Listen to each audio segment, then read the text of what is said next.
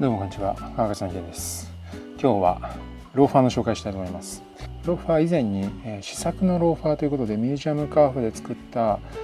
自分用に作ったものを紹介したんですが、あれ試作だったので、あそこからもう少し改良を重ねて本番のコインローファーを作りました。そしてそれともう一方タッセルローファーも作りましたので、このサンプルどんな感じか紹介していきます。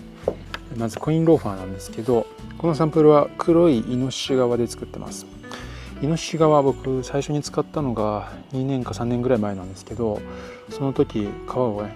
初めて買ってこのイノシシ革の質感を見た時、これローファーめちゃくちゃ合うだろうなっていうふうに思ったんですよ。それから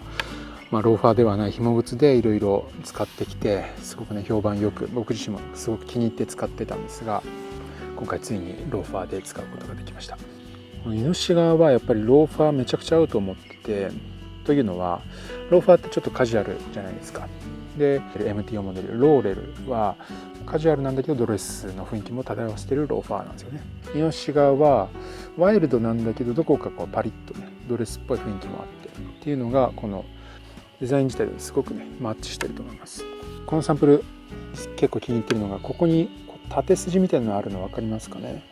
普通のイノシシ革の脂肪感とは別に生きてた時の傷かシワかみたいなのがあるんですけど、これがイノシシ革の良さですよね。普通ボックスカーフとか綺麗な革だとこういうのはやっぱり避けて作るんですけど、こういうところが靴の個性として楽しめるのがいいですよね。っていうのはイノシシ革の説明なので、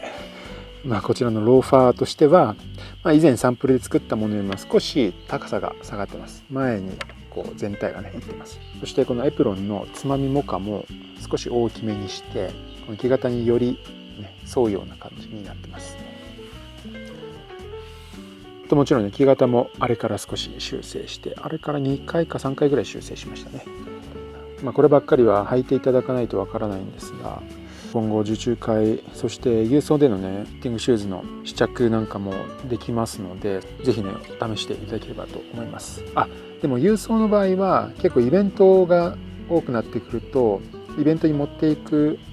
ためにちょっと郵送を止めてたりすることがあるので、オンラインショップの方も逐一チェックしていただければと思います。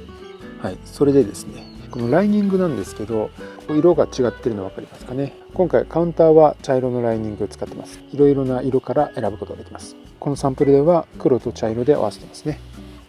でこのバンプライニングですね、ここ色変わってるんですけど、これ今までの紐靴の MTO もそう、リスポークも全部そうなんですけど、この前の部分は後ろのカウンター部分に関わらずほぼ全てこの革を使ってます。この革は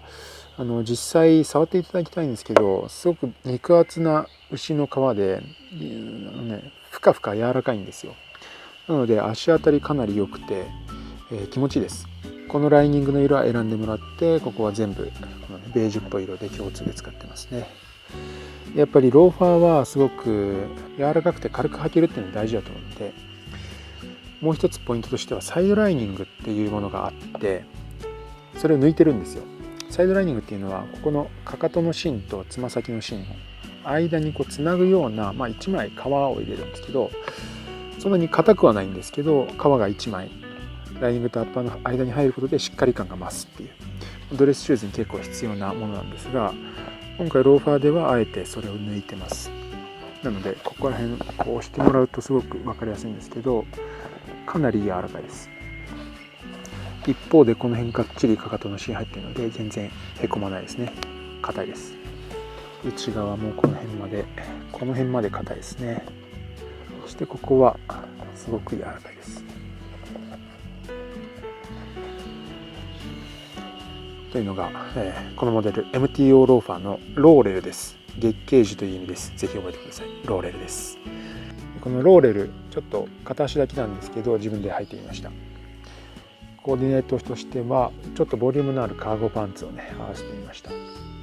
このイノシシ革の表情もあってちょっとミリタリーな感じがしてすごいかっこいいと思います。もちろんデニムとか抜群ですよね。そして次はタッセルローファーです。こちらのモデル名はカメリアですね。椿の木です。イメージとしては椿のピンク色の可憐な花をイメージしてこうね、タッセルローファーの方がコインローファーよりも少し華奢で、フェミニンな印象を漂うというかね、そんなデザインでやってます。でこのサンプルなんですが、アッパーの革は月のワグマ革のナチュラル使ってます。月のワグマのナチュラルは個体差もあるんですけど、かなり白っぽいんですよね。そしてその白に合わせてステッチ、モカ縫いのステッチだったりミシンのステッチ、そして出し縫いのこのステッチですね、それ全部白でやってます。そしてコバは染料を入れないナチュラル仕上げです。革の色そのままですね。すごくナチュラルな印象で、この春夏めちゃくちゃ合いますよね。爽やかです。このカメリアは非常によく見るというかスタンダードなタッセルローファーのデザインですね。ここずっと紐が通って、それがこのバンプ部分で結ばれて、その先にタッセルがついてます。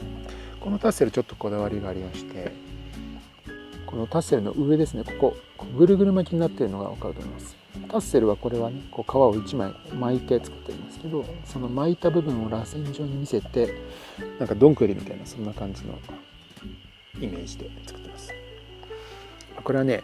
僕の大好きなフラテッリ・ジャコメッティのローファーでこういうあるんですよ。もっとそれはタッセルがボリューミーなんですけど、僕は以前そのローファー持ってたんですけど、このローファーのこのタッセルの質感がねめちゃくちゃ好きで、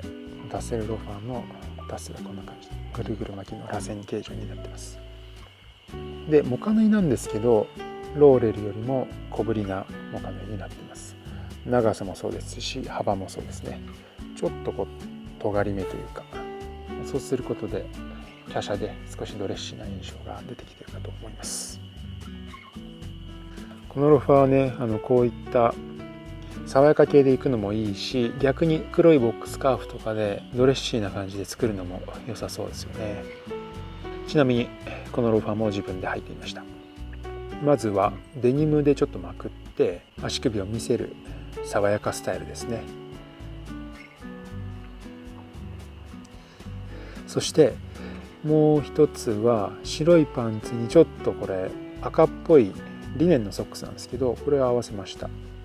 これももちろんね、春夏のコーディネート、こんな色の靴なので春夏のコーディネートをイメージしてますが、足首で靴下を楽しめるっていうのもローファーのいいところですね。ローレルよりもカメリアはここのトップラインの開きが少し大きいので、より靴下を見せて楽しめます。毛型はどちらも同じです。ローファー用に作った新しいイラストで、特徴としてはローファーでよくありがちな履き口の笑いをなるべく、足型によってはね難しいところもあるんですが、なるべく防ぐような作り、そしてかかとの食いつき具合ですね、圧迫しないかつホールドするような食いつき具合、そしてドレスシューズに比べて少しトースプリングが高くなってます。ここですね、つま先の反り上がりが少し高くなってます。それによってよりこう前に転がるような歩行感もあると思います。あとはですね、このトーシェイプ、ボリューム感が紐靴のものに比べてあり、さらにステッスンが少し短くなっています。こんな感じで、まずは MTO ローファー、この2型、コインローファーのローレルとタッセルローファーのカメリアでいきます。ぜひお願いします。そしてローファーのフィッティングシューズも完成しました。今回サイズはですね、フィッティングシューズのサイズが 22.5 センチから 27.5 センチです。紐靴の方は23センチから28センチで作ってたんですけど、ハーフサイズ全部ずらして11足。やっぱりローファーは結構女性の方の欲しいっていう声もあったので、小さいサイズも対応できるように 22.5 から作りました。そしてこの革とかね、もう全然仮靴用の革なので、ライニングもねちょっと青のも使ってますが、これはオーダーのラインナップと関係ないです。あとはですね、この仮靴、手縫いのステッチ非常に手間がかかってしまうので、モカ縫いのラインはミシンで疑似的に作ってます。作りとしてはセメンテッド製法です。縫ってないですね。ソールは接着でくっついてます。これで長時間歩くわけではないのでこんな感じなんですが、作り込みは全部手でやってますし、この芯は本番と同じものを入れてますので、履き心地はこれでしっかり確かめていただきます。ということでついに MTO のローファーが完成しました。かなりの自信作なのでぜひ一度お試しください。直近のオーダー会としては6月の21、22の金曜日と土曜日に東京で完全予約制のオーダー会を開催します。たくさんご予約いただいてありがとうございます。まだ少し、多分この動画を上げる時点でまだ少し予約枠残っていると思いますので、気になる方はぜひこの概要欄にリンク貼っておきますのでご予約ください。そしてこのローファーに関する金額だったり仕様だったり、どういうふうなこだわり持って作ってるかっていうブログの記事も貼っておきますのでぜひご覧ください。それでは多くの方にねローファー履いて喜んでいただけることを楽しみにしています。ではまた。